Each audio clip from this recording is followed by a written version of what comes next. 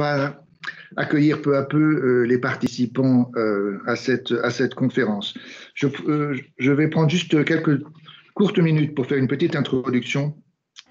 Tout d'abord, pour remercier DWF, ensuite pour vous parler de la Commission internationale et troisièmement pour un peu lancer le débat. Donc, DWF, c'est effectivement Davies, Wallace and Foister, un cabinet ami du cercle qui s'est développé récemment à Paris. Ils ont 3 offerings, ils appellent. Je vous invite à regarder son site web. Les Legal Advisory, ce qui est un petit peu évident. Il y a un domaine qui s'appelle Mindcrest, qui est intéressant, et puis aussi des Connected Services. Il y a une trentaine de bureaux à travers le monde et 4000 personnes qui y travaillent. Le siège se trouve à Manchester. Et puis, il y a eu à Paris récemment des nouveaux arrivés, des associés, notamment dans le droit européen et le droit de la consommation. Donc ça, c'est un domaine intéressant, dans le real estate et puis aussi dans la concurrence et le sport. Donc, merci à tout cela. Anne-Sylvie Vasney-Paxton est associée du cabinet, spécialiste des relations contractuelle et commerciale, et c'est elle qui va nous faire une belle présentation ce matin. La Commission internationale, vous le savez sans doute tous, mais elle existe depuis une quinzaine d'années, et en fait, elle se propose d'apporter un regard international aux questions, disons, un peu franco-françaises que peut se poser le cercle. Par exemple, le statut du juriste d'entreprise ou la formation des directions internationales, ou la constitution de filiales à l'étranger, entre autres. Ces dernières années, nous avons de plus en plus de membres qui sont eux-mêmes basés à l'étranger, ce qui est très intéressant. Et en particulier, j'espère que Khalifa Condé s'est branché. Il nous rejoint, lui, de Guinée. Alors, pour la commission, vous êtes tous incités vraiment et invités à participer et à proposer des activités au sein de la commission. Frédéric et moi, on tient vraiment bien à ce que ce soit un groupe actif, à la fois au niveau des conférences, mais aussi des thèmes de travail que l'on peut discuter entre nous. Et donc, la conférence d'aujourd'hui, bien évidemment, elle se situe dans un contexte mouvementé post-Brexit, en particulier ces jours-ci, avec cette histoire des sous-marins australiens qui implique l'Angleterre, bien sûr, et la France, et plus largement l'Union européenne, mais il y a aussi encore et toujours la crise des migrants, et puis la crise des transports en Angleterre. Donc les eaux sont quand même très agitées, comme vous pouvez le voir d'ailleurs derrière moi, et je crois que c'est un très bon moment pour nous de parler, non pas de tout, ça va être beaucoup trop compliqué, mais on va essayer de se limiter un petit peu aux conséquences contractuelles ou dans le domaine des relations contractuelles de cette période post-Brexit. Et pour cela, il y a donc Anne-Sylvie du cabinet DWF qui va nous parler de toute une thématique, toute une série de thématiques différentes, et puis aussi Eric Aymar, directeur juridique de Bolloré Transport et Logistique, qui va aussi apporter un aperçu très pratique. N'hésitez pas vous aussi à utiliser le chat pour intervenir ou bien intervenir à la fin. Nous allons avoir une longue période d'à peu près 15 minutes de Q&A. Voilà, merci beaucoup. Merci à tous d'être là. Et puis, entrons dans le vif du sujet. Merci beaucoup, Eric. Je suis vraiment enchantée d'avoir la possibilité de vous faire cette présentation ce matin. J'ai conscience de l'ampleur de la tâche, parce que je rappelle que l'accord de commerce et de coopération conclu entre le Royaume-Uni et l'Union européenne fait 599 pages. Donc vous imaginez bien que je n'ai pas la prétention de vouloir en exposer tous les détails. J'ai fait des choix pour les besoins de cette conférence et je m'en excuse d'ores et déjà puisque par définition ces choix ont été sélectifs et compte tenu du temps imparti, bien évidemment, je ne ferai que survoler un certain nombre de sujets. Alors, je vous rappelle quand même un petit peu l'historique de cet accord. Pour ceux qui l'auraient oublié, c'est un accord qui a eu une gestation extrêmement longue et compliquée. Le 23 juin 2016, le gouvernement britannique a organisé un référendum, si vous vous en souviendrez, au cours duquel une majorité d'Anglais, j'insiste, ont voté en faveur de la sortie de l'Union européenne, sachant qu'en Irlande du Nord, 56% des votants ont voté contre et en Écosse, 62% des votants ont également voté contre. Donc c'est un choix éminemment anglais et non pas britannique dans son ensemble. Après 3 ans de négociations et de très nombreux soubresauts parlementaires que l'on a pu suivre quotidiennement à la télévision pendant ces 3 années, un accord de retrait a finalement été conclu, qui est entré en vigueur le 1er février 2020. Cet accord a ouvert déjà une période de transition qui allait jusqu'au 31 décembre 2020. Boris Johnson, à l'arraché, a réussi à obtenir un accord définitif de commerce et de coopération dont les termes ont finalement été arrêtés la veille de Noël, le 24 décembre 2020. Et il a été mis en œuvre de manière provisoire le 1er janvier 2021, sachant que sa ratification par les différents États membres s'est poursuivie au cours des 6 mois suivants de 2021, donc de manière extrêmement récente. Donc depuis le 1er janvier 2021, le Royaume-Uni, comme nous le savons tous, est sorti de l'Union douanière et du marché unique créé par les pays membres de l'Union européenne.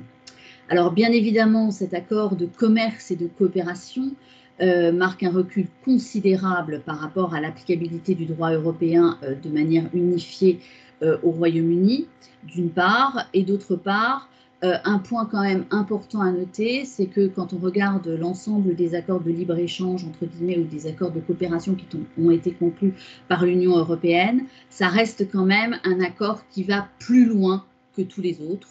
Notamment, on pense à l'accord avec le Canada, qui avait mis beaucoup de temps à être négocié, mais il va encore plus loin que l'accord avec le Canada. Alors, cet accord de coopération, de commerce et de coopération de 599 pages est structuré au cours de 4 thèmes. L'organisation d'un nouvel libre-échange, qui était à l'origine ce dont les Britanniques rêvaient avant même de rejoindre l'Union européenne. Un deuxième volet qui concerne la coopération en matière commerciale, économique et sociale. C'est surtout ce volet-là que je développerai plus particulièrement au travers de mes explications sur l'impact contractuel. Un cadre de gouvernance assez complexe qui a fait l'objet de nombreuses tractations. Et enfin, tout un volet sécuritaire, puisque l'objectif était de maintenir la sécurité des citoyens de part et d'autre de la Manche. Alors, un point également extrêmement important à mentionner, c'est qu'il y a quand même tout un tas de pans de notre, je dirais, économie générale et de nos relations commerciales avec le Royaume-Uni qui n'ont absolument pas été traités par cet accord de commerce et de coopération, en particulier tout ce qui a trait aux services qui sont absolument pas visés dans cet accord. Les activités, nombre d'activités réglementées également, et la plus importante d'entre elles étant les services financiers, et un sujet qui pose de nombreuses difficultés, d'ailleurs en ce moment au Royaume-Uni et en particulier au niveau du NHS, qui est sous tension avec la crise du Covid, c'est la reconnaissance des diplômes qui est également complètement laissée à l'appréciation bilatérale du Royaume-Uni avec ses partenaires. Alors, que dire sur, je dirais après à peine 10 mois de mise en œuvre de cet accord de coopération? Comme Eric le rappelait, il y a des domaines qui sont d'ores et déjà sous tension à l'heure actuelle. Je vais en mentionner 2 qui sont particulièrement phares et font l'objet je dirais, de reportages détaillés dans nos médias. Il y a la question des quotas de pêche, puisqu'il existe actuellement d'importantes tensions, notamment autour des îles de Jersey et de Guernesey, qui sont rattachées à la couronne britannique, mais qui sont bien évidemment très importantes pour les pêcheurs français. Le gouvernement français demande au travers des mécanismes d'obtention de licences, que 169 navires de pêche disposent d'autorisation permanente de pêcher dans ces eaux, et le gouvernement de Jersey, pour l'instant, n'a accordé que 14 permis de pêche. Donc évidemment, la tension est à son comble, avec des menaces actuellement de bloquer d'ici la fin du mois les eaux entre la France et le Royaume-Uni afin de bloquer Noël et influer sur les négociations en cours. L'autre point d'achoppement, et là c'est un point d'achoppement qui risque d'être encore plus, malheureusement, qui pourrait avoir des répercussions sanglantes, c'est la question irlandaise, puisque les relations entre les deux Irlandes, la République d'Irlande et l'Irlande du Nord, ont toujours été bien évidemment très complexes, mais je dirais que l'Union européenne avait permis une période d'accalmie. Les tensions se sont ravivées néanmoins par le fait que l'Irlande du Nord, qui est membre du Royaume-Uni, quitte l'Union européenne, contrairement à la République d'Irlande, qui, elle, bien évidemment, demeure. Et la nouvelle barrière européenne qui devait se trouver précisément entre les deux pays, les Irlandais de part et d'autre n'en ont pas voulu. Donc un accord spécifique dit protocole d'Irlande du Nord a été consacré à cette situation et a été négocié. Mais le Royaume-Uni a d'ores et déjà fait savoir il y a à peine 15 jours qu'il était prêt à le dénoncer et qu'il souhaitait d'ores et déjà, avant même qu'il ne soit réellement entré en vigueur, puisqu'il crée une période, je dirais, un petit peu particulière de 4 ans où les règles sont reportées en grande partie, il voulait d'ores et déjà le dénoncer pour en renégocier les termes. Bien évidemment, à ce stade, l'Union européenne s'y est opposée. Alors, on comprendra bien que le Brexit est un défi. Avec la sortie du Royaume-Uni de l'Union européenne se pose bien évidemment la question de l'avenir des échanges. Et il n'y a pas une journée où dans la presse on n'entend pas parler des difficultés que comportent ces échanges. Éric Hamar, qui interviendra tout à l'heure, va nous parler d'ailleurs de l'inflation que cela crée, notamment au niveau douanier.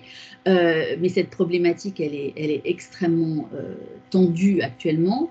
C'est d'autant plus le cas que des divergences, bien évidemment, commencent à apparaître entre les deux blocs, le Royaume-Uni et l'Union européenne de chaque côté, et que dans ce contexte un petit peu particulier, eh bien, les contrats d'ores et déjà conclus ou les nouveaux contrats doivent tenir compte de la complexification de ce contexte et des nouvelles dispositions que prévoit l'accord de commerce et de coopération ou de manière plus générale le droit européen ou certaines conventions internationales qui, je dirais, ont retrouvé une seconde vie à l'aune de la sortie du Royaume-Uni de l'Union européenne.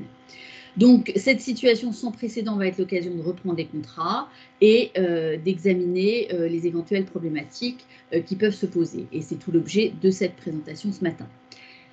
Alors, le premier point que je voulais quand même balayer d'une part, c'est est-ce que finalement le Brexit eh bien, peut être considéré comme un événement qui est tellement important qu'il est susceptible d'affecter le contrat et de donner lieu, je dirais, à des questions en matière d'imprévision et de force majeure. Alors, il est certain que, comme vous le savez, avec la réforme du Code civil, la loi française prévoit 2 mécanismes qui permettent de prendre en compte des changements de circonstances en droit des contrats, à savoir, bien évidemment, l'imprévision au terme de l'article 1195 du Code civil et la force majeure. De telle sorte qu'il faut se demander si, éventuellement, ces mécanismes pourraient être utilement être invoqués dans le contexte du Brexit. Bien évidemment, ces mécanismes ne sont valables que pour autant que le contrat soit soumis au droit français, mais les Britanniques connaissent également en droit anglais. Alors, mes commentaires sur le droit applicable au Royaume-Uni se feront essentiellement en droit anglais. Je suis moi-même avocat de droit écossais, donc je devrais avoir une vision plus globale, mais compte tenu du temps qui est imparti, je vais me limiter au droit anglais, parce que sinon, on n'y arrivera pas. Alors, un point important à souligner, donc bien évidemment, le droit anglais connaît de la force majeure. Mais le droit anglais connaît aussi d'une autre théorie qui s'appelle la théorie de frustration et qui correspond à un événement imprévu, indépendant des parties, qui rend impossible l'exécution ou qui change la nature du contrat. En principe, le fait que le contrat soit plus complexe à exécuter ou plus onéreux ne suffit pas. Il faut que l'événement constituant la frustration affecte fondamentalement le contrat.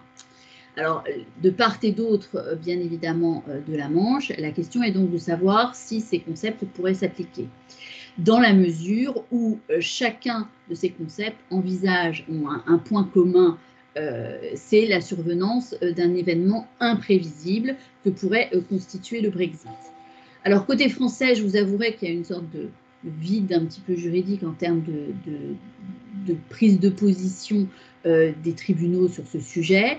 En revanche, la doctrine, elle, s'accorde à dire, pour qu'un contrat conclu postérieurement au référendum du 23 juin 2016 peut, selon cette doctrine, prendre en considération le Brexit. Ce qui rendrait donc plus complexe, voire impossible, la caractérisation de l'imprévision et de l'imprévisibilité nécessaire à l'invocation de la force majeure comme à celle de l'imprévision.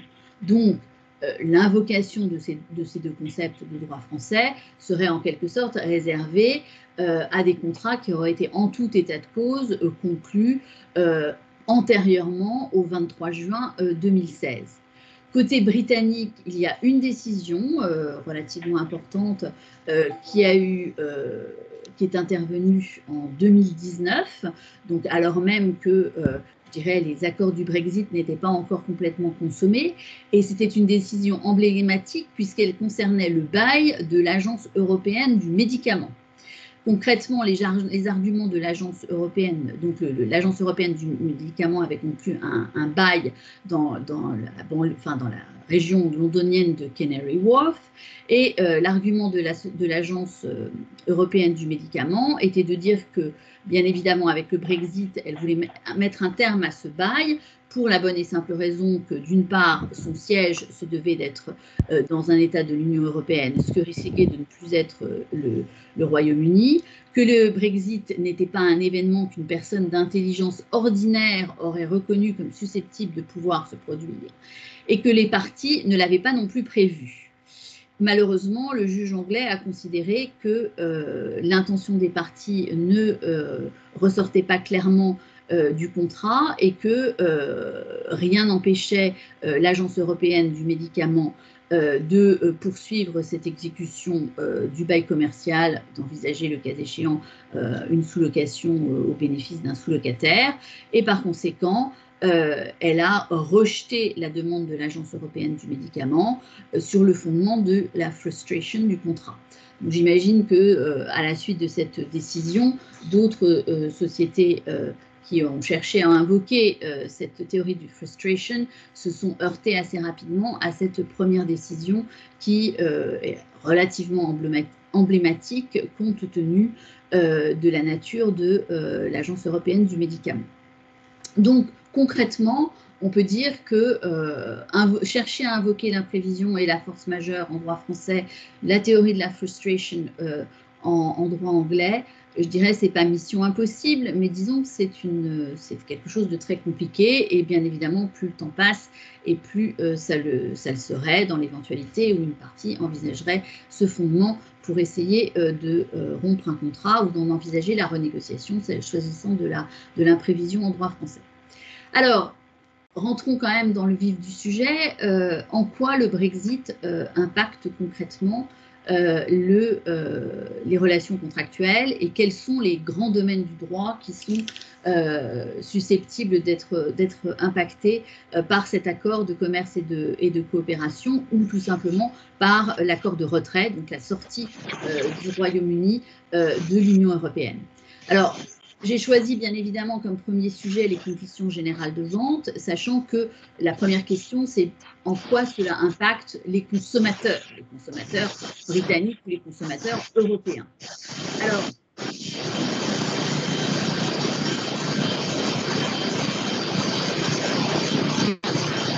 allô?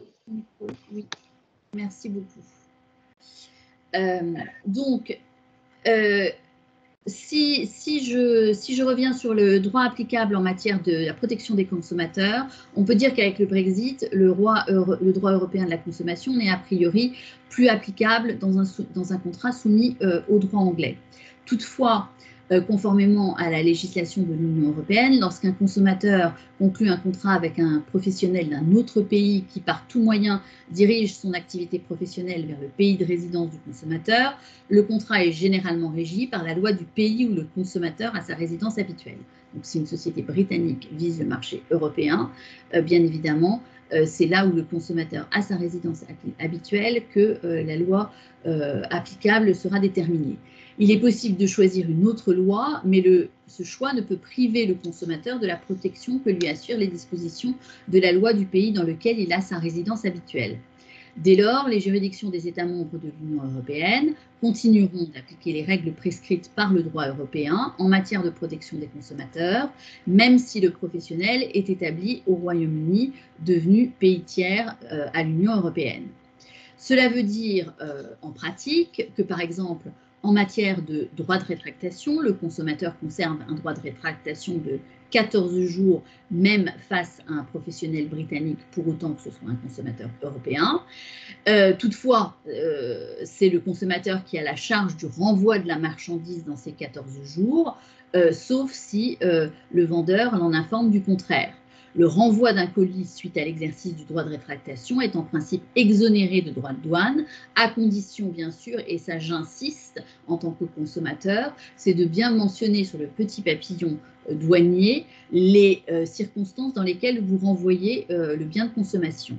Et il faudra donc préciser sur ce petit papier que le colis résulte de l'exercice d'un droit de rétractation.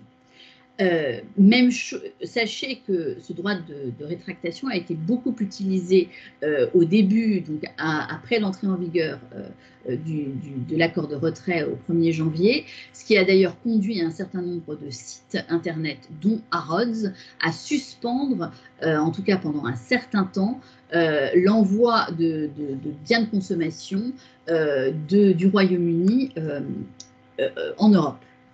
L'autre point vraiment important, c'est la garantie légale de conformité.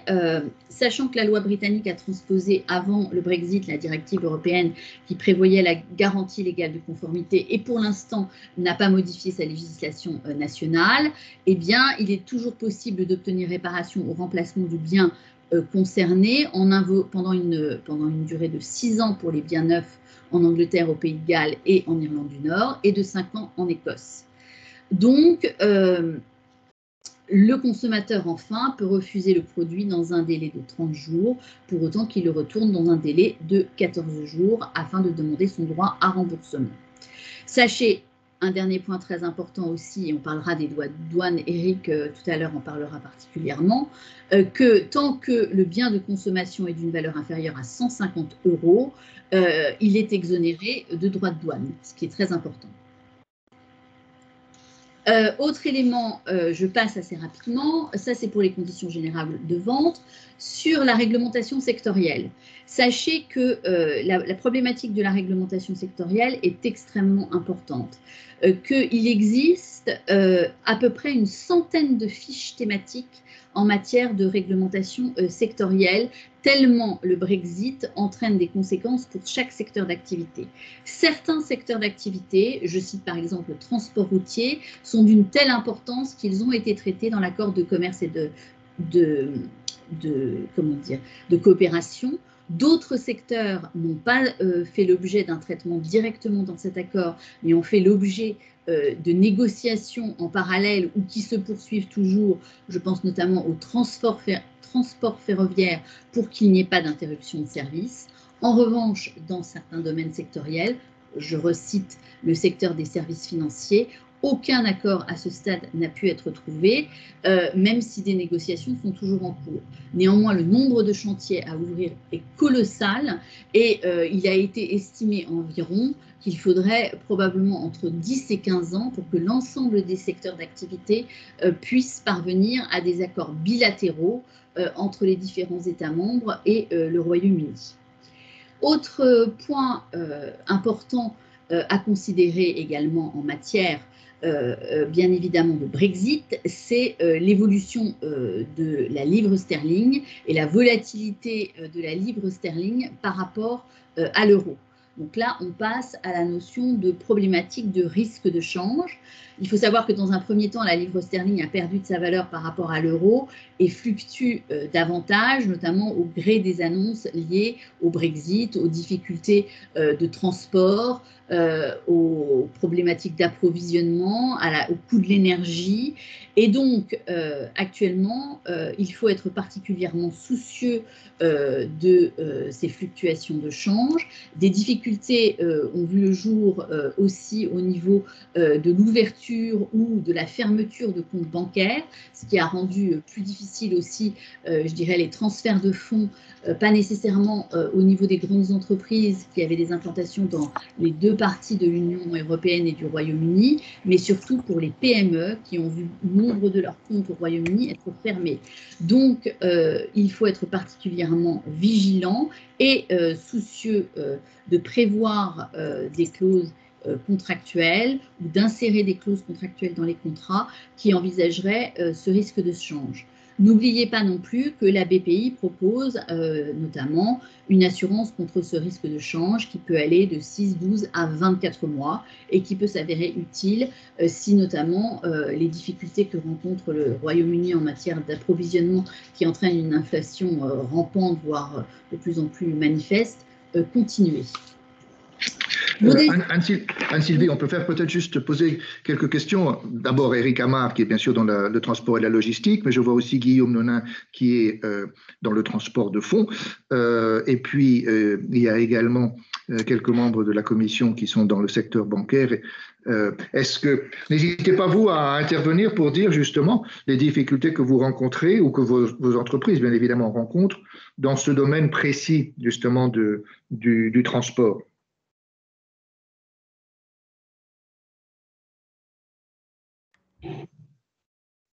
Bon, vous voulez que je réponde ? Oui, bien sûr, Eric, vas-y. Tu prendras tout à l'heure, bien évidemment, ta présentation, mais juste une petite remarque ou un commentaire ici. Alors, sur le transport, je pense que c'est un secret pour personne que le transport est en fait au cœur du commerce. Donc, bien évidemment, le transport et les formalités douanières, comme Anne-Sylvie l'a très bien dit, sont en fait clés là-dedans. Hein. Ce qu'on constate, nous, sans trop entrer dans les détails à ce stade, mais je pense qu'on y reviendra, c'est que, en ce qui nous concerne, l'entreprise de logistique, comme vous savez, nous avons d'un côté des clients qui sont des clients industriels ou des clients qui sont dans des industries très variées. Hein. Mais nous avons aussi et peut-être surtout des sous-traitants qui nous permettent de réaliser nos prestations vis-à-vis de nos clients. Ces sous-traitants sont typiquement les compagnies aériennes, les compagnies maritimes et les transporteurs routiers. Donc, nous ne sommes pas une compagnie aérienne, nous ne sommes pas une compagnie maritime, nous ne sommes pas un transporteur routier, nous sommes les donneurs d'ordre de ces gens-là. Et donc, le Brexit a directement affecté les modes de transport, que sont bien sûr le transport aérien, tous les avions qui partent ou qui arrivent dans les aéroports anglais, par exemple. Hein. Ces avions qui sont soit des avions de passagers avec du fret en soute, soit des avions cargo, qu'on appelle des avions cargo, qui sont des avions complets. Nous avons aussi des impacts en termes d'arrivée maritime vers les ports anglais que vous connaissez, hein, et qui sont tout à fait impactés également. Et enfin, et je crois que c'est finalement ce qui a le plus agité les foules, pour des raisons que je ne m'explique pas, mais en tout cas c'est certain, c'est le transport routier. Ce transport routier, ça ne vous aura pas échappé, est routier certes, mais enfin il passe par des ferries, il passe par des navires, on va dire de manière générale, qui traversent le Channel. C'est à l'occasion de ce transport routier principalement qui concentre une grande partie des échanges que la question de la douane et des formalités douanières s'est posée.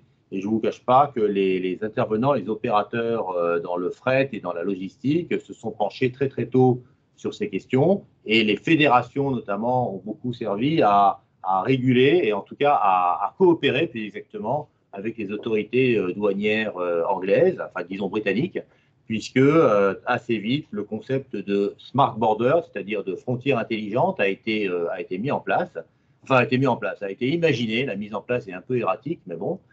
Et ce concept de smart border permettait un petit peu à l'instar de ce que vous faites, de ce que nous faisions au départ vers les États-Unis, par exemple avec l'ESTA, lorsqu'on est un passager, eh bien, de manière un petit peu similaire pour caricaturer, les marchandises et les moyens de transport, les camions surtout, devaient se signaler électroniquement pour passer en frontière dans une ligne verte à opposer à la ligne rouge, la ligne verte permettant de passer de manière assez simple, à condition que toutes les déclarations aient été faites préalablement, et la ligne rouge, vous mettant dans des espèces de fils indéterminés, avec des délais indéterminés sur le transfert des marchandises. À ce stade, je ne vais peut-être pas aller plus dans le détail parce que je ne sais pas si c'est le moment, mais si vous le souhaitez, je peux évidemment aller plus dans le détail.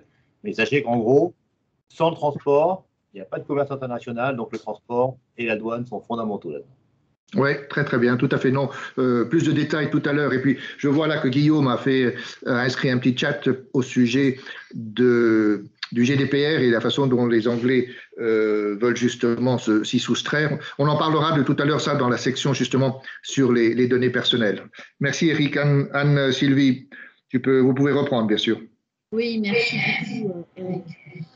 Donc, justement, pour rebondir sur ce que vient de dire Eric Amar, abordons donc ce problème de modalité de livraison et revenons un petit peu sur ce qui fait le cœur de l'accord de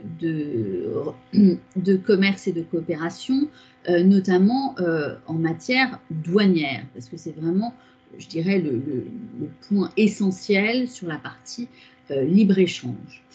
Effectivement, si l'appartenance au marché européen exempte de barrières douanières les pays membres, le fait que le Royaume-Uni ait décidé de procéder au Brexit a engendré bien évidemment le rétablissement de cette barrière douanière entre le Royaume-Uni et l'Union européenne. Donc depuis le 1er janvier 2021, toute livraison depuis le Royaume-Uni vers l'Union européenne, notamment et à l'inverse, doit faire l'objet d'une déclaration douanière obligatoire.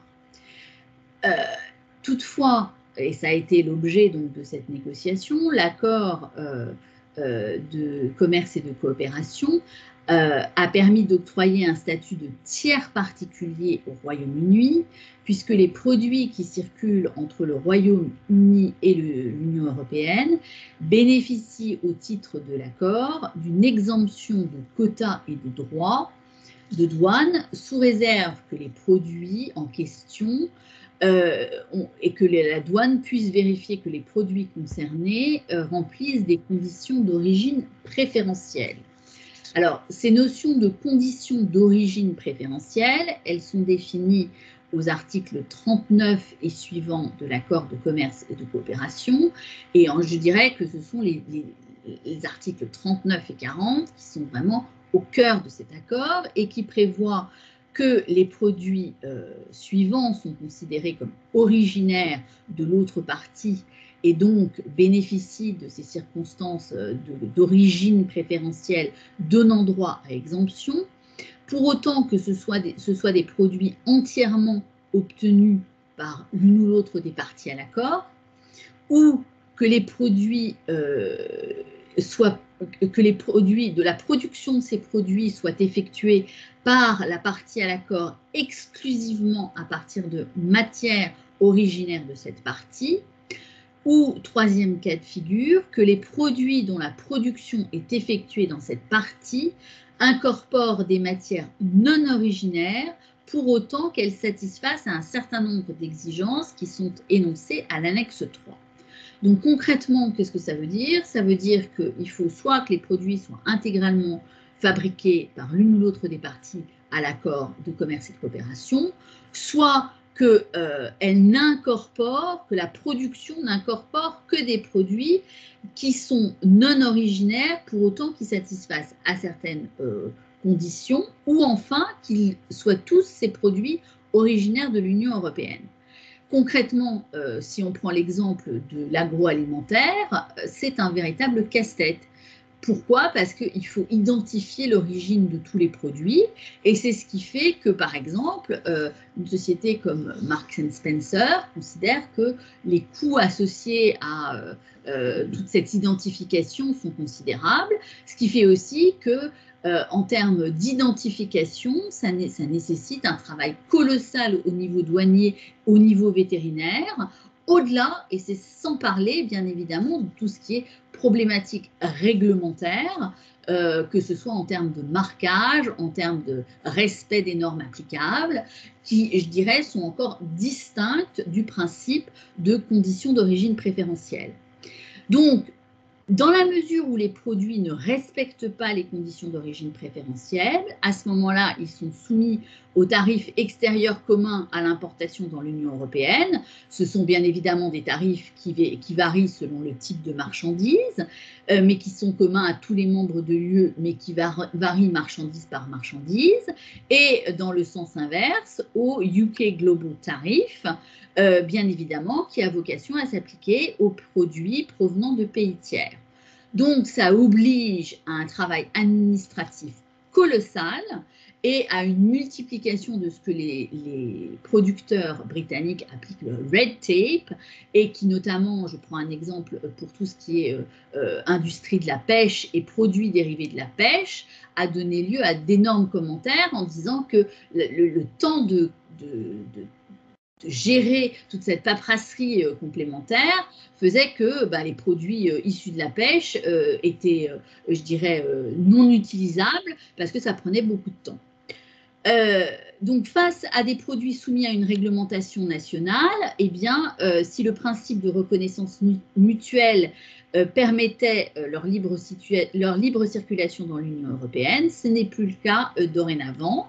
Et donc, il faut non seulement s'assurer de cette condition d'origine préférentielle, mais il faut bien évidemment s'assurer du respect des normes sanitaires. Je vous rappelle que de chaque côté de la Manche, le recrutement de vétérinaires a été multiplié par plus de 10, voire 15 au Royaume-Uni pour faire face à ces demandes de vérification vétérinaire. Autre point très important pour tous, le marquage, puisque le marquage CE qui avait vocation à s'appliquer avant le Brexit n'est plus valable et ne le sera plus à compter du 1er janvier 2022, donc il y a une période transitoire en 2021. Normalement, il faut un marquage au Royaume-Uni qui s'appelle le UKCA et qui nécessite bien évidemment des formalités supplémentaires à accomplir et qui entrera pleinement en vigueur au 1er janvier prochain. La seule portion du Royaume-Uni qui en soit exemptée, c'est l'Irlande du Nord, puisque pendant 4 ans, à compter du 1er janvier 2021, tous les produits qui passeront en Irlande du Nord pourront continuer d'être marqués CE en raison du protocole irlandais spécifique. J'ai vu qu'il y avait une petite question, peut-être. Sylvie, c'est Frédéric. Pour rebondir un petit peu sur ce qui vient d'être dit, et je pense qu'on est vraiment maintenant au cœur du sujet, sur les conséquences pratiques pour chacun d'entre nous. On a compris que les conditions pour bénéficier de l'exemption de articles 39 et 40 sont quasiment inatteignables. Ça va être des problématiques pratiques considérables. Donc, si on n'arrive pas à justifier cette exemption, à minima, on aura des problèmes de livraison et de durée de formalité, etc., qui vont générer au bout du bout un certain nombre de pénalités pour toute une chaîne de contrats. Comment est-ce qu'on peut travailler là-dessus, prendre des précautions pour justement éviter ces surcoûts, et comment est-ce qu'on discute de ça avec son co-contractant? Alors, il y a tout un débat là-dessus, et le grand débat qui est en cours, c'est notamment les incoterms qui sont prévus dans les contrats. Qui va prendre cette responsabilité dans le cadre de la négociation des contrats? Qui va assurer, je dirais, les modalités de livraison, prendre en charge, intégrer ça? Et le débat des incoterms est un véritable débat qui a ressurgi parce que justement dans la négociation ou la renégociation, parce que je pense qu'il y a quand même beaucoup de renégociations qui ont eu lieu à la suite de la mise en œuvre du Brexit, compte tenu des formalités douanières et aussi, je dirais, de la manière dont elles sont traitées, parce qu'il y a quand même un certain consensus à dire que globalement, les pays de l'Union européenne étaient plutôt bien préparés pour le Brexit, notamment la France et la Hollande, et qu'en revanche, au Royaume-Uni, ils ont été dépassés. Il y a beaucoup notamment de sociétés britanniques qui disent que le point de blocage, c'est surtout les douanes britanniques et que par conséquent, bien évidemment, les co-contractants britanniques essaient de renvoyer la balle sur leurs co-contractants européens pour leur faire prendre en charge toute la partie livraison et gestion de ces problématiques. Et donc, les incoterms sont devenus source de véritables discussions et débats. Et je vous invite donc à repotasser de manière extrêmement précise et attentive vos incoterms et à bien réfléchir à vos équipes, avec vos équipes opérationnelles sur je dirais, les modalités pratiques et les difficultés concrètes rencontrées par vos équipes pour que dans vos contrats, les bons incoterms soient insérés. Merci. Juste un mot, Anne-Sylvie, sur les incoterms. Comme vous le savez, évidemment, les incoterms régissent le contrat de vente. Et bien évidemment, ils influent sur le contrat de transport dont nous nous occupons en ce qui nous concerne. Mais ce qui est de certain, c'est que à partir du moment où les incoterms ont tendance à basculer un petit peu d'une manière différente par rapport à la situation antérieure, et notamment avec des exportateurs anglais qui ont envie de vendre au départ, ce qui est logique, vu ce que disait Anne-Sylvie et vu les enjeux énormes de ces réglementations. Eh bien, en ce qui nous concerne, notre société travaille bien sûr en Angleterre et avec le Royaume-Uni, pardon. Et ce qu'on a constaté, on s'y était préparé, comme vous disiez, Anne-Sylvie, on était très préparé en France à cette histoire de Brexit. Et ce qu'on a constaté, en tout cas, c'est que nos équipes anglaises ont dû se renforcer drastiquement en déclarant en douane, ce qui est le signe que les échanges ont basculé, si vous voulez, enfin ont basculé, ont été drastiquement modifiés. Et nous avons, en ce qui nous concerne, dû embaucher à peu près une centaine de personnes dans des services export et douane de notre filiale anglaise, alors que ce que nos opérationnels nous disent, c'est que les organisations douanières, transport, logistique de nos autres filiales non britanniques, elles n'ont quasiment pas changé.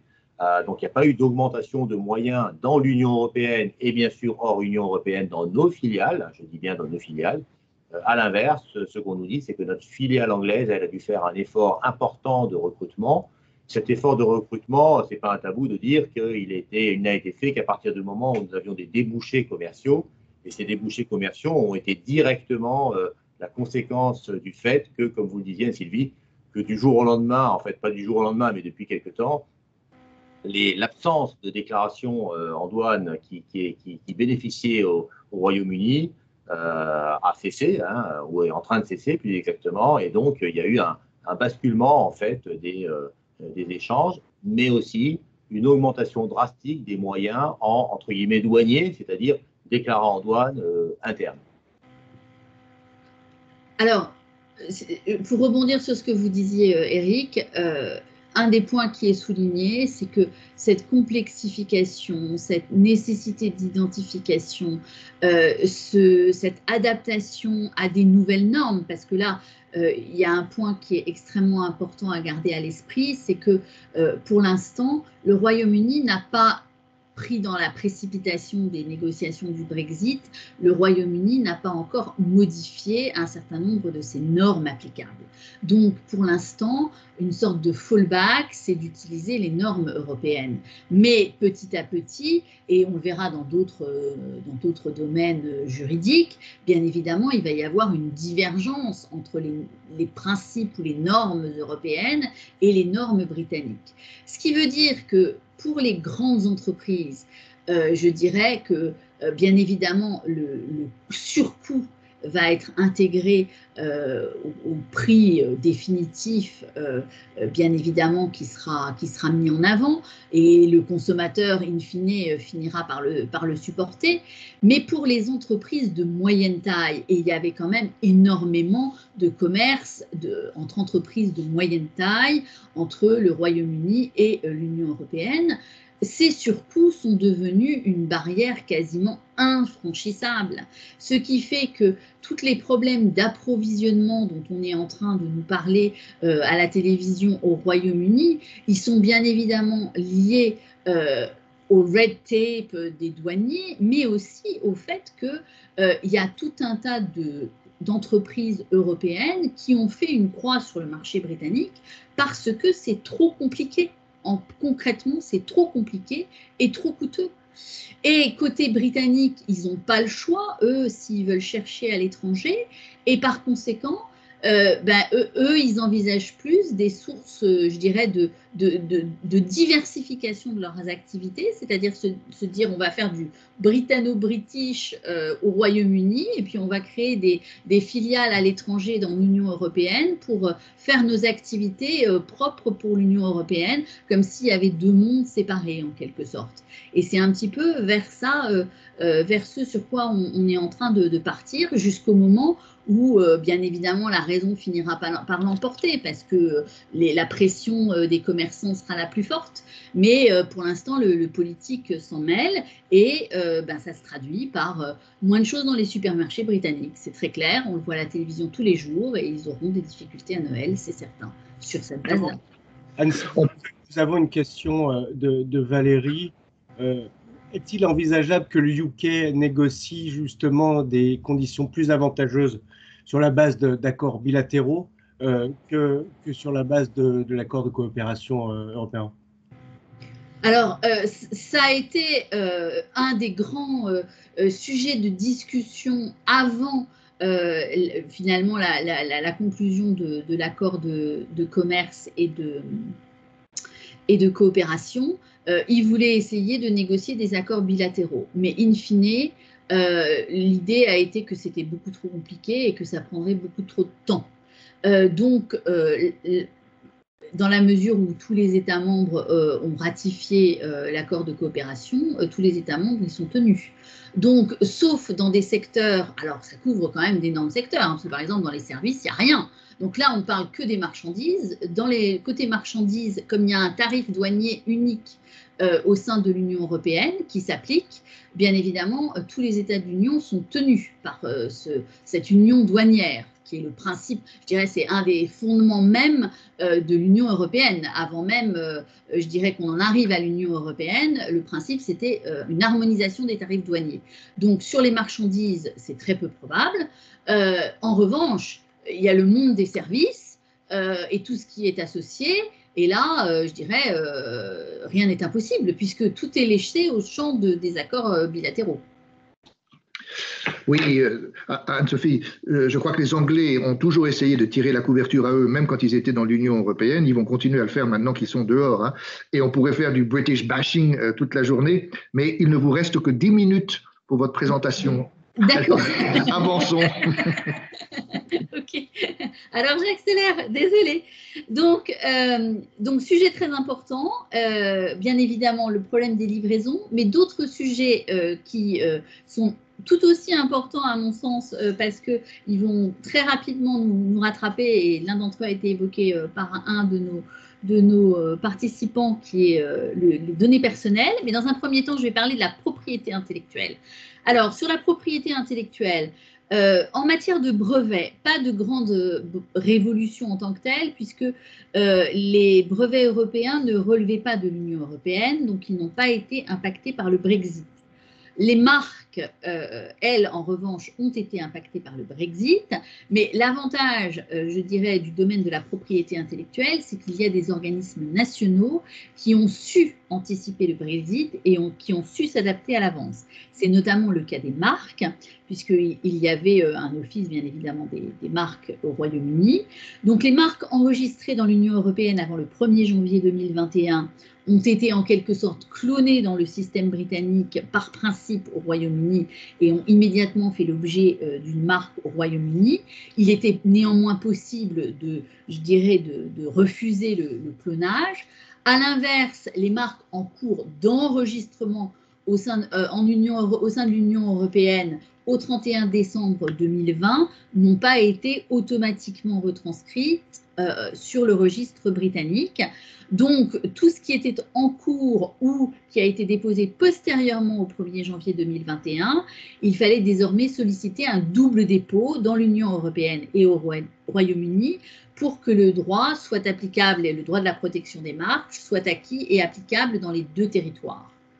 Pour ce qui est des dessins et modèles, malheureusement, les dessins et modèles protégés dans l'Union européenne, peu important la date d'enregistrement du droit, ne sont pas protégés par équivalence au Royaume-Uni. Ils seront donc désormais protégés selon l'endroit où ils sont enregistrés en premier, au Royaume-Uni ou dans l'Union européenne. Donc, faites très attention si vous avez un portefeuille important de dessins et modèles à assurer un suivi pour que tout ceci soit bien je dirais, intégrer si vous avez des activités au Royaume-Uni et que les dépôts nécessaires puissent être faits en matière de dessin et modèle à ce sujet. En matière de droit d'auteur, alors là, c'est un chantier beaucoup plus compliqué. Bon, les grands principes sont maintenus. Bien évidemment, le Brexit n'a pas impacté la Convention de Berne, etc. Mais dans des secteurs qui font un usage extensif du droit d'auteur, et en particulier dans le secteur des médias ou de l'édition, il y a tout un tas de problématiques qui sont liées au droit de suite, qui sont en train de se faire jour. Et là, je dirais que c'est dans la vague de ce que le Royaume-Uni cherche avant tout à faire. C'est qu'en gros, la position du Royaume-Uni est de dire toutes ces règles européennes sont beaucoup trop contraignantes. Nous, on va adopter des règles beaucoup plus simples, ce qui reviendrait à dire, par exemple, que à partir du moment où vous auriez conclu un contrat pour faire de l'édition au Royaume-Uni, eh bien, postérieurement, si à partir des droits qui sont consentis au titre de ce contrat initial, ensuite le co-contractant britannique re-signé avec un autre co-contractant à l'étranger,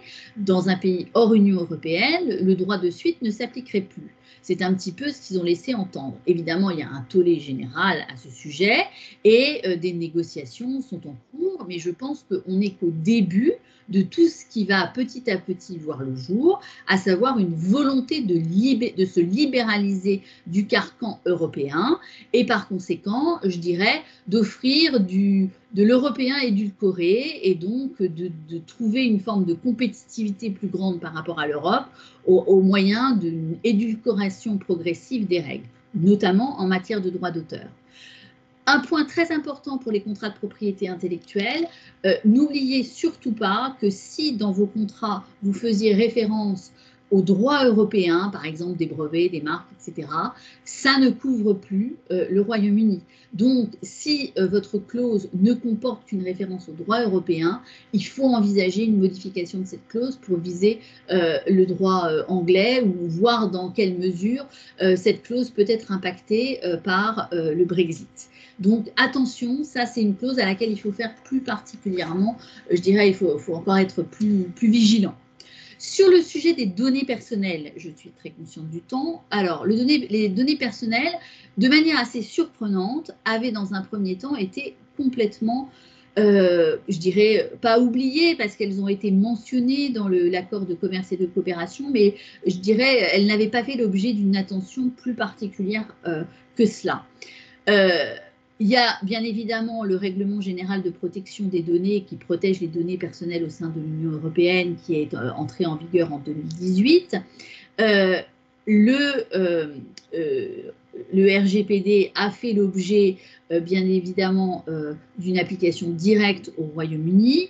Le Royaume-Uni, pris de court, a créé ce qu'ils appellent un RGPD UK, qui est en fait un RGPD classique exempté des dispositions qui n'ont plus vocation à s'appliquer, notamment tout ce qui était liées aux organismes responsables de la supervision des données personnelles au sein de l'Union, puisque maintenant il n'y a plus qu'un seul organisme au Royaume-Uni, ils n'avaient plus besoin de ces clauses-là. Donc ils ont expurgé du UK GDPR tout ce qui n'avait plus vocation à s'appliquer. En revanche, ils ont conservé la totalité du préambule avec, qui comporte énormément d'articles, avec parfois sans faire des adaptations nécessaires, ce qui fait que pour l'instant c'est extrêmement compliqué à adapter, mais le principe général, après de longues tergiversations, c'est que la Commission européenne a reconnu et a pris une décision d'adéquation le 28 juin, donc un petit peu à la dernière minute, avec prise d'effet au 1er juillet 2021 pour une durée de 4 ans. Donc, pendant 4 ans, la Commission européenne considère qu'il y a une décision d'adéquation concernant le Royaume-Uni en matière de traitement des données personnelles. De son côté, le gouvernement britannique a annoncé ce qu'il appelle la libre circulation des données entre le Royaume-Uni et l'Union européenne. Donc, concrètement, ça veut dire qu'on peut faire tout comme avant, sauf que depuis le 10 septembre dernier, bien évidemment, le gouvernement britannique a publié un document de travail et que ce document de travail, en gros, il est en train de présenter et de poser un certain nombre de questions aux professionnels et aux entreprises sur comment diverger par rapport au RGPD. Et si ce document de travail voit sa mise en œuvre avant l'expiration de ce délai de 4 ans, il n'est pas certain que la Commission européenne ne revisite pas sa décision d'adéquation parce que certaines des mesures qui sont proposées dans ce document de travail remettraient fondamentalement en cause le RGPD en lui-même et feraient que par définition, eh bien, il y a un certain nombre de données qui ne seraient plus protégées de manière aussi protectrice qu'en Europe. Et ça, c'est un véritable sujet. Oui, Eric. Oui, moi justement j'aurais des questions sur ce document de travail qui est franchement très important. Guillaume Nonin a posé une question aussi. Il reste 2 thèmes quand même à traiter, mais je propose que l'on passe la parole maintenant à Eric Amar, et qu'on fasse donc sa présentation pour avoir cet aperçu pratique qui va être très intéressant. On peut faire le Q&A, ces 2 autres thèmes qui sont quand même très importants pour la fin. Pour qu'on puisse justement donner le temps à tout le monde ici de pouvoir intervenir. Si ça vous va, Eric, je te propose de reprendre la main, s'il te plaît.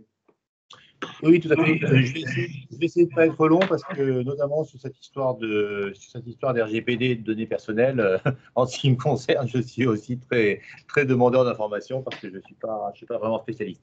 Donc, 2 mots sur les différents thèmes qui ont pu être évoqués. On en a déjà parlé, donc je vais essayer de ne pas être long.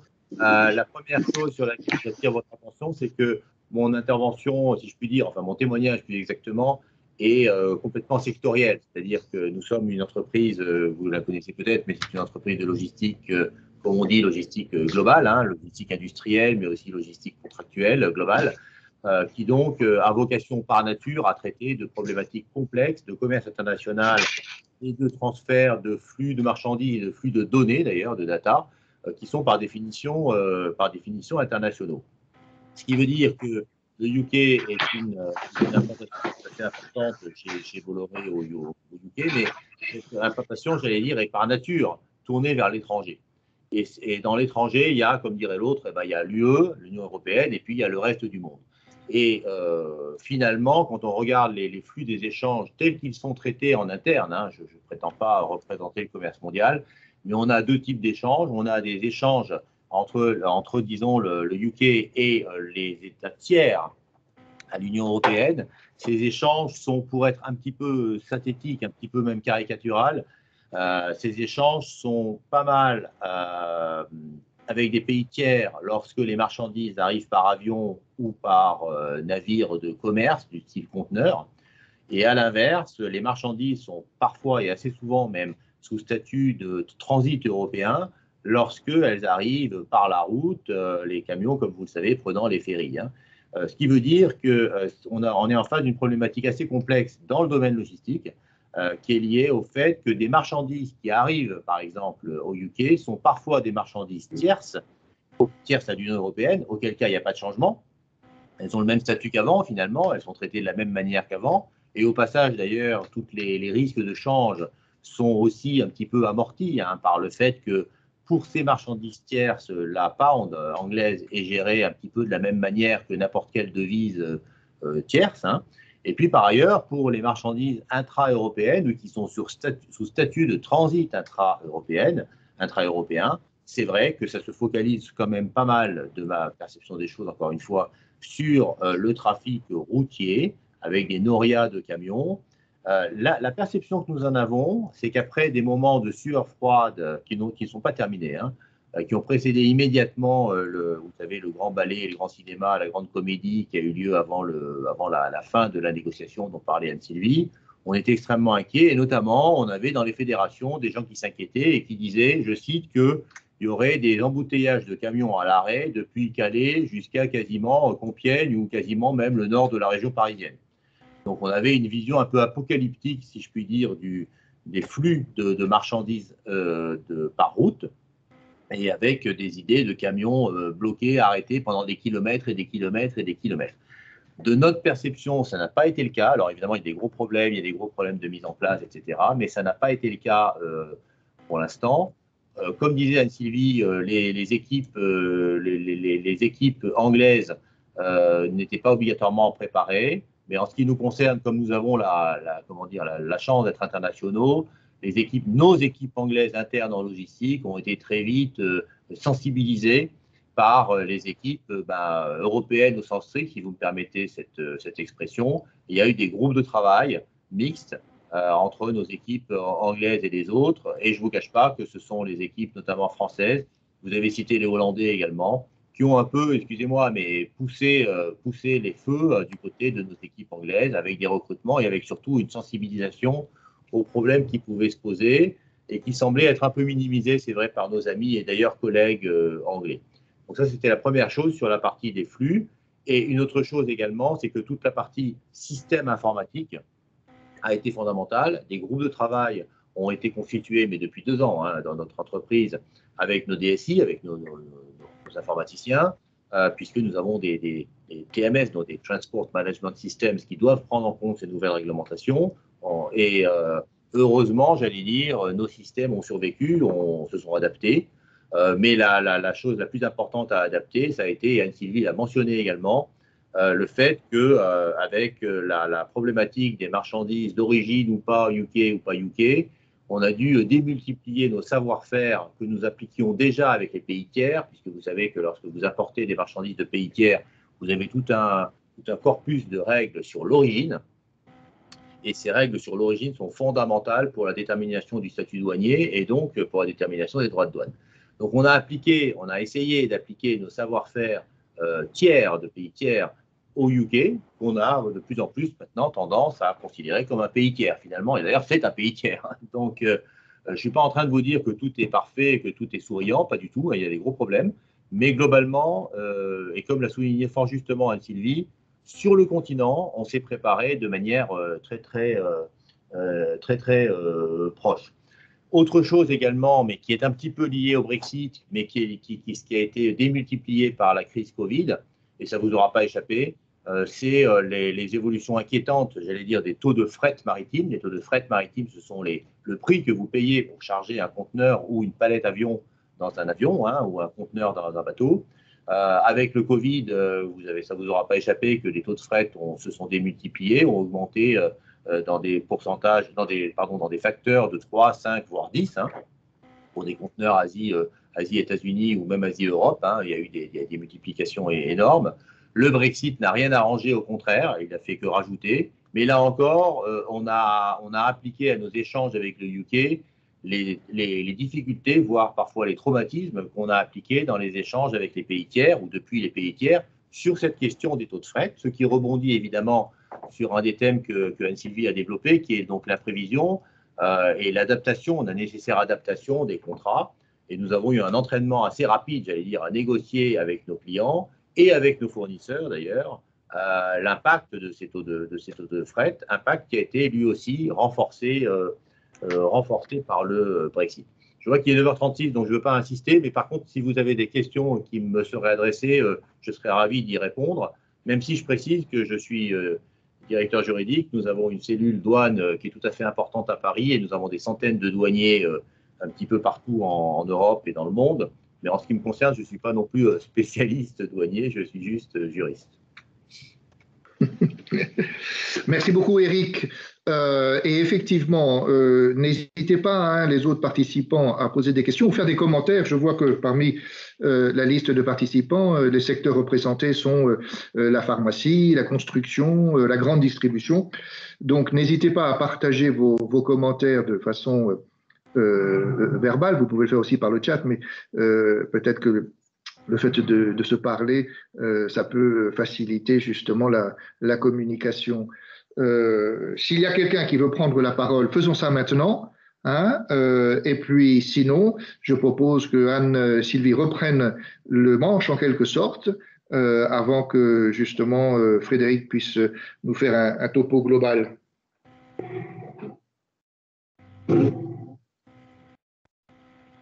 Bon, alors Anne-Sylvie, je crois que c'est à toi. Très bien, merci. Donc, notre thème suivant, qui est un thème, à mon sens, très important parce que la problématique de la loi applicable et puis ensuite la problématique de la juridiction applicable sont des problématiques qui sont indirectement impactées par la sortie du Royaume-Uni de l'Union européenne.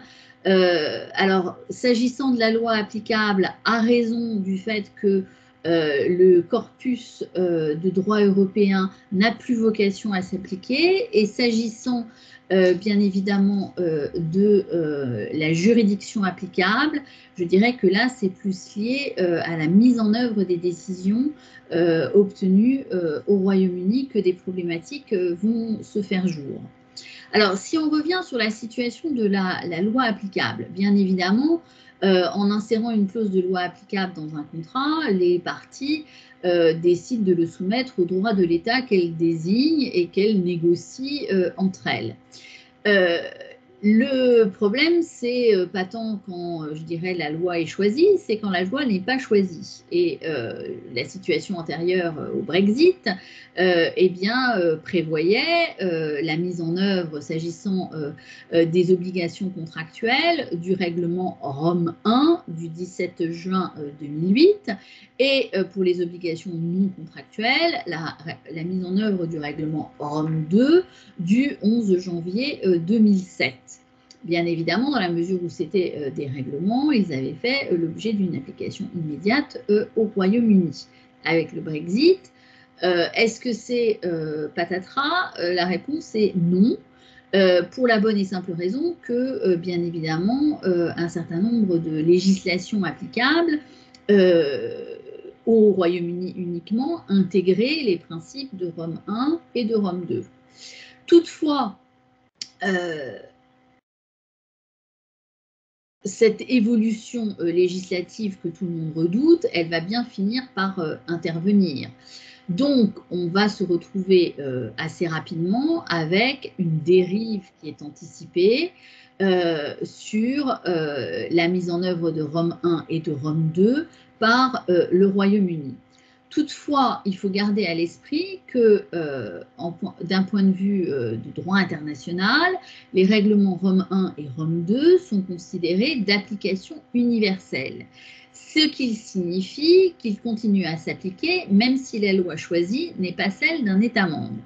Ce qui veut dire concrètement que, indirectement, Rome 1 et Rome 2 peuvent rendre la loi anglaise, éventuellement choisie par les parties ou découlant de l'application de Rome 1 ou de Rome 2, applicable par tout juge d'un État membre de l'UE. Donc on voit bien que, nonobstant le fait qu'il y a eu la sortie du Royaume-Uni de l'Union européenne, le droit anglais peut continuer à être applicable au travers soit du choix des parties, soit de la mise en œuvre de Rome 1 et de Rome 2 par les juridictions européennes. S'agissant de la transposition du droit européen dans le droit anglais, bien évidemment, la problématique qui va se poser, c'est que cette transposition est certes un gage d'une certaine sécurité pendant un certain temps, mais elle va donner lieu malheureusement à une nouvelle source de conflit que tout le monde redoute et qui va être un clash entre la House of Lords et la Cour de justice de l'Union européenne. Pour la bonne et simple raison qu'on va avoir d'un côté des arrêts de la Cour de justice de l'Union européenne qui vont être pris en application de Rome 1 ou de Rome 2, mais qui ne vont plus s'imposer au Royaume-Uni. Et d'un autre côté, on va avoir des décisions de la House of Lords qui vont s'appliquer, eux, au Royaume-Uni, ce qui va nécessairement entraîner sur des dispositions semblables ou très proches, un conflit interprétatif entre le juge européen et le juge anglais. Donc ça, c'est à redouter. L'autre point véritablement important, c'est l'évolution pressentie avec, comme je le disais tout à l'heure en matière de propriété intellectuelle, une volonté d'assouplissement qui est marquée par le Royaume-Uni, qui peut faire que le Royaume-Uni va chercher notamment au travers de l'application de la loi applicable, à soumettre le maximum de choses au droit anglais au travers d'un assouplissement des règles qui avaient été transposées dans son droit national de Rome 1 ou de Rome 2.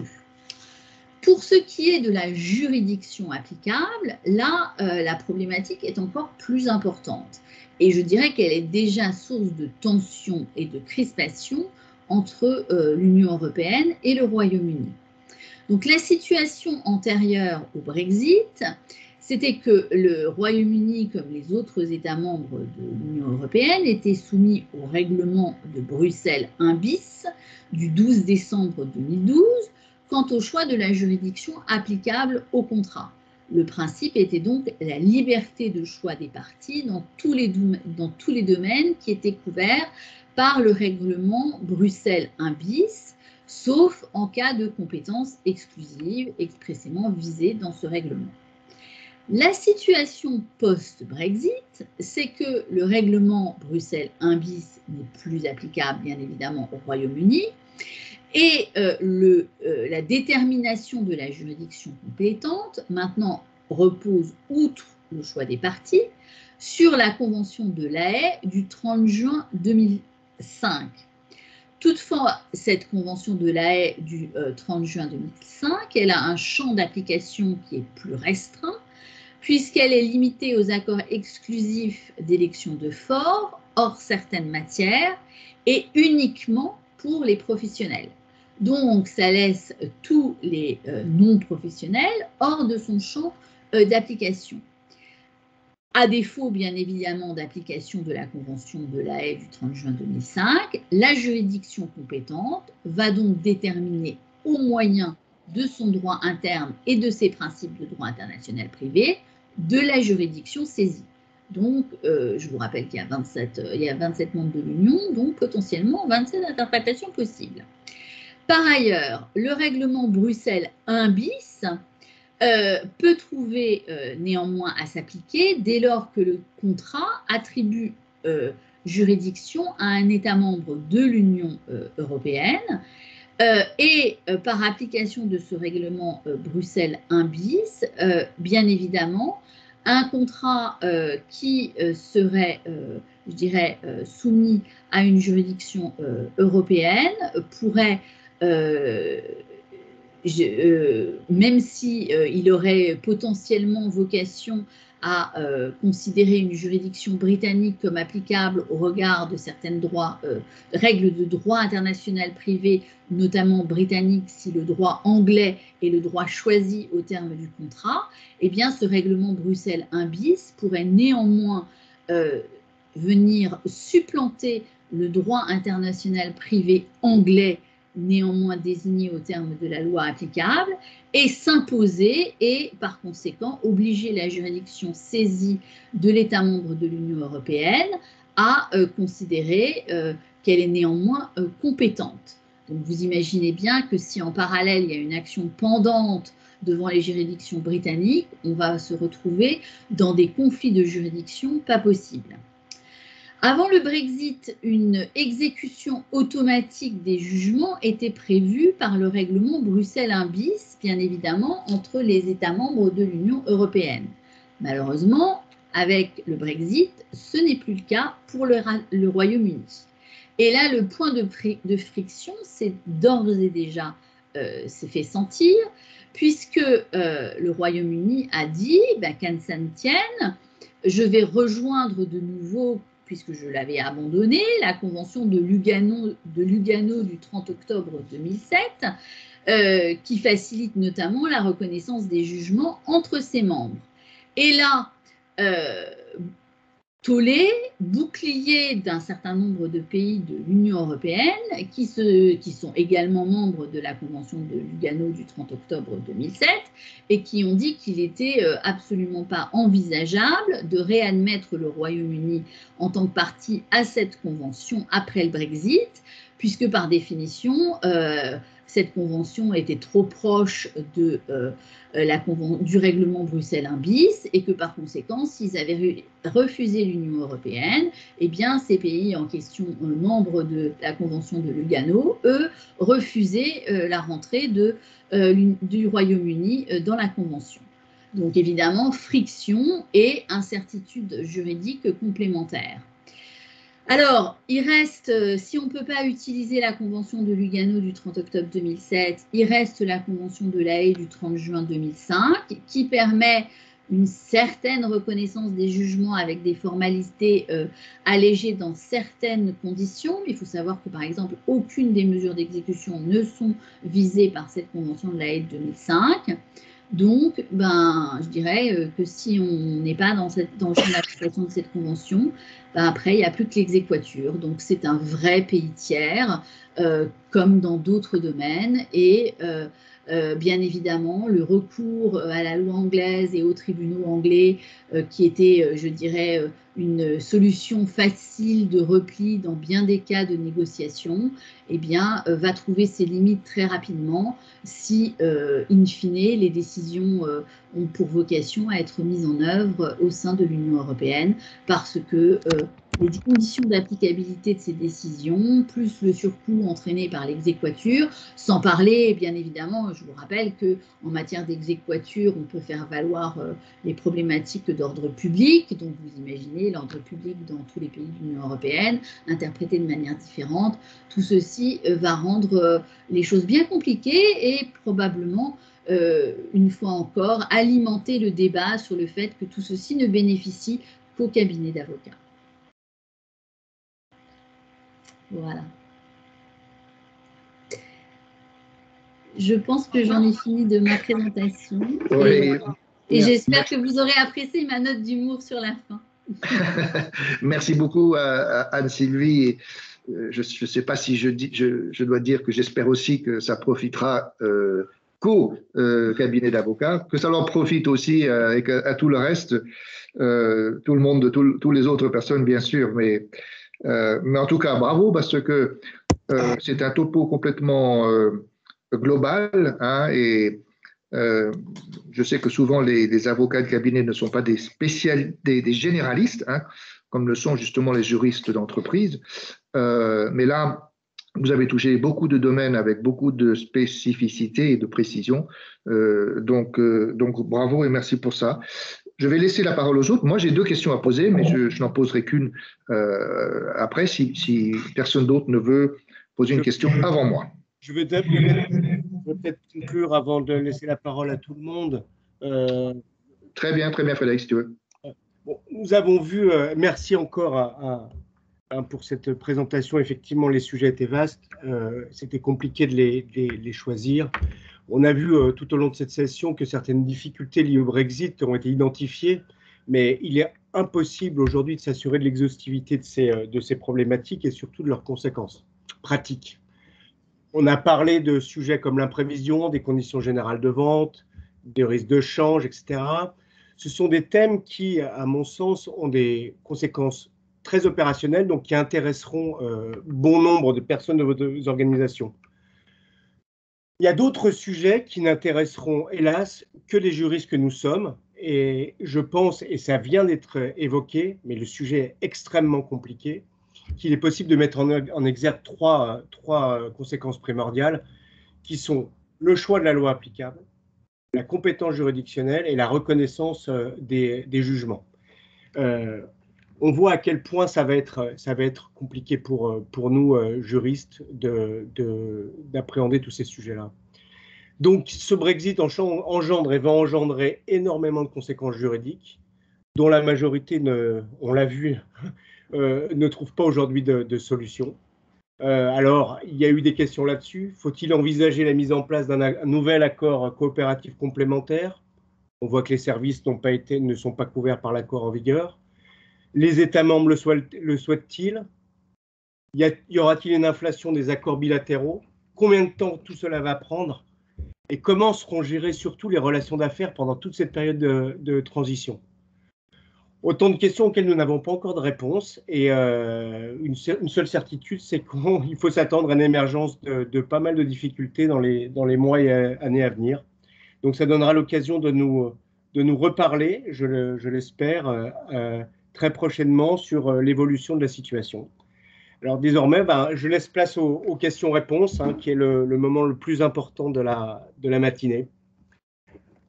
Merci encore à tout le monde. Merci Frédéric. Alors, membre de la CAI et non pas de la CIA, vous avez la parole. En particulier, Guillaume, toi tu avais quelque chose concernant le RGPD. Veux-tu revenir dessus? Écoute Eric, je trouve que Sylvie a répondu clairement à ma question. En tout cas, s'il y en a d'autres, que les gens les posent. Moi, j'avais une autre question, c'est Anne-Sylvie, quelles sont peut-être une pensée sur l'arbitrage, puis des clauses d'arbitrage situées à Londres, en complément de ce que vous avez dit sur les clauses attributives de compétences et de juridiction?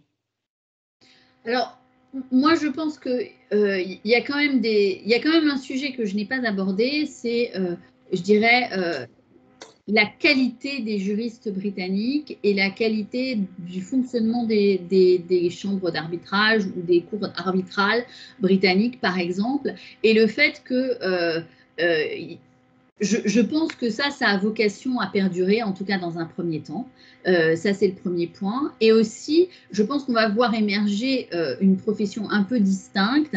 Alors ça, c'est d'ailleurs le grand sujet qui anime les différents barreaux européens. C'est est-ce qu'on va voir émerger une profession de spécialiste du droit européen hors Union européenne? Ça, c'est un vrai débat. Et je ne vous cacherai pas que, d'ailleurs, il y a beaucoup de barreaux qui font un lobbying très fort en disant ils n'ont pas voulu de nous. Alors, c'est très, très British bashing, mais ils n'ont pas voulu de nous. Maintenant, on ne voit pas pourquoi on leur donnerait une part du gâteau du marché juridique européen. Mais il n'en reste pas moins. Et notamment, on le voit au travers d'ores et déjà d'un certain nombre d'orientations, qu'il va y avoir des gens qui vont se spécialiser au Royaume-Uni en droit européen et qui vont venir concurrencer, entre guillemets, parce que vu de la Cour des barreaux, et notamment dans le domaine arbitral, venir concurrencer les avocats et les conseils juridiques et les juristes de l'Union européenne sur ce domaine-là. Je pense que la qualité, néanmoins, des juristes britanniques dans ces secteurs va demeurer, qu'au niveau arbitral, ça va se renforcer parce que ça restait quand même un champ d'activité très important, qu'il y a de nombreux barristers qui vont avoir moins de choses à faire, reconnaissons-le. Il va y avoir une contraction du marché, probablement pas du marché du conseil au niveau des solicitors, mais probablement une tension au niveau du marché des barristers qui avait historiquement beaucoup de contentieux qui leur venaient justement de l'Union européenne parce que le droit anglais et les juridictions britanniques étaient utilisés comme, je dirais, loi applicable et juridiction entre guillemets consensuelle, ce qui ne risque plus d'être le cas, ce qui pose une autre question qui est de savoir est-ce que le droit français n'a pas une vraie carte à jouer par rapport à ça. Est-ce qu'il va y avoir une vraie opposition entre droit français et droit allemand? Ça, on ne sait pas encore. Pour l'instant, cette opposition, elle n'existait pas, mais au sein de l'Union européenne, elle va commencer à se poser. Et à mon sens, on va voir émerger beaucoup plus de comparaisons entre le droit français et le droit allemand à venir, pour notamment le choix de loi applicable. Pour ce qui est des barristers, je pense que ces gens-là vont se spécialiser dans l'interrelationnel avec l'Union européenne et vont chercher à développer un pôle d'activité par rapport à ça. C'est absolument certain. D'autre part, et il y a un point que je veux souligner, vous parliez du RGPD et des données personnelles. Historiquement, l'ICO, donc qui est l'organisme compétent en matière de données personnelles, a beaucoup influencé la rédaction du RGPD. Là, ils sont en train d'évoluer dans leur réflexion, donc il va y avoir une concurrence assez forte dans la réflexion sur un certain nombre de sujets. Là où ils étaient influenceurs du temps où ils étaient dans l'Union européenne, ils vont devenir à la fois critiques, mais on va voir aussi les assouplissements qu'ils vont prendre. Et ça, je pense que c'est intéressant d'un point de vue compétences juridiques.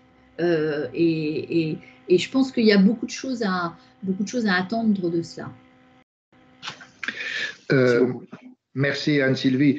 J'avais profité, lorsque vous avez parlé au tout début de la frustration et le parallèle avec la force majeure, pour dire que justement, moi je suis très frustrated dans mes relations avec les Anglais.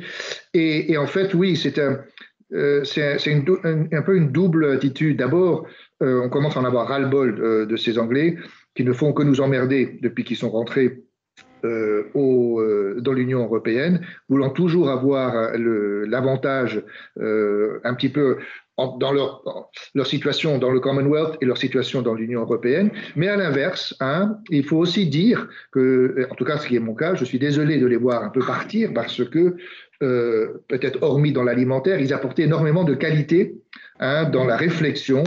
Et il est tout à fait vrai que ça a toujours été un apport très considérable pour l'Union européenne. Donc là, c'est en ce sens-là que je suis frustrated. Et aussi, je me pose la question, peut-être, est-ce que l'Union européenne ne va pas devenir justement plus civiliste? Parce que tous les pays de l'Union européenne continentale sont des pays de droit civil, et jusqu'à présent, il y avait un petit peu ce mélange de common law et de droit civil. Peut-être que maintenant, sans l'Angleterre, le côté civiliste de l'Union européenne va pouvoir peut-être se renforcer, quitte à lui donner plus de poids dans la bataille qu'il peut avoir avec la common law.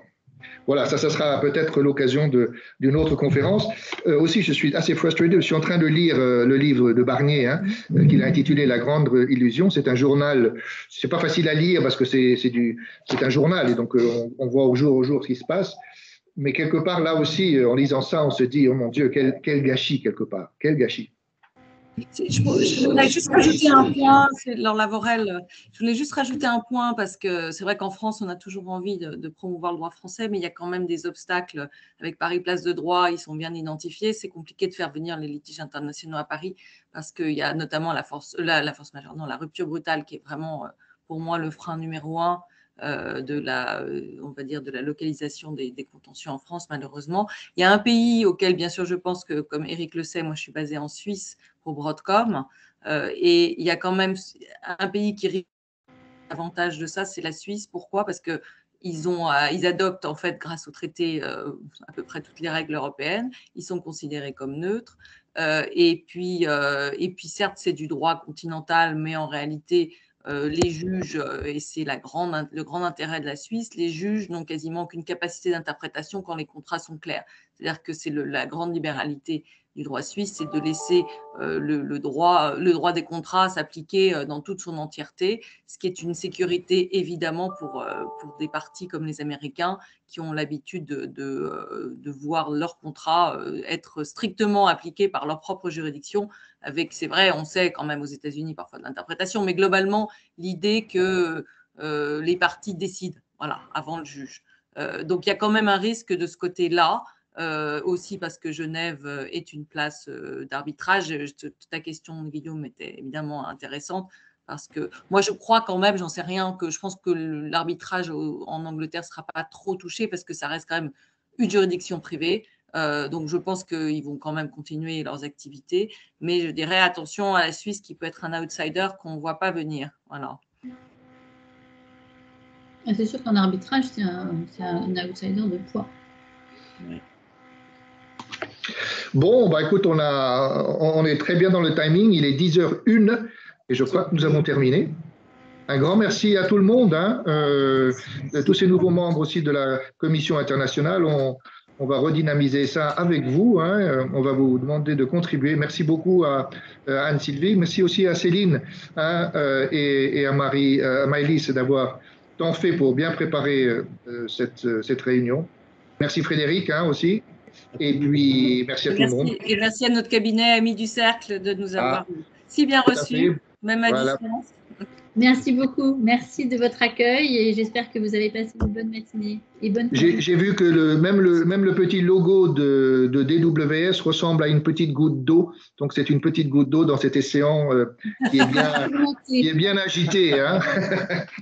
Et cet océan qui nous sépare de nos amis britanniques. Très bonne journée à tout le monde. Merci, au revoir. Merci d'avoir été. Au revoir. Merci, au revoir. Merci surtout Laure.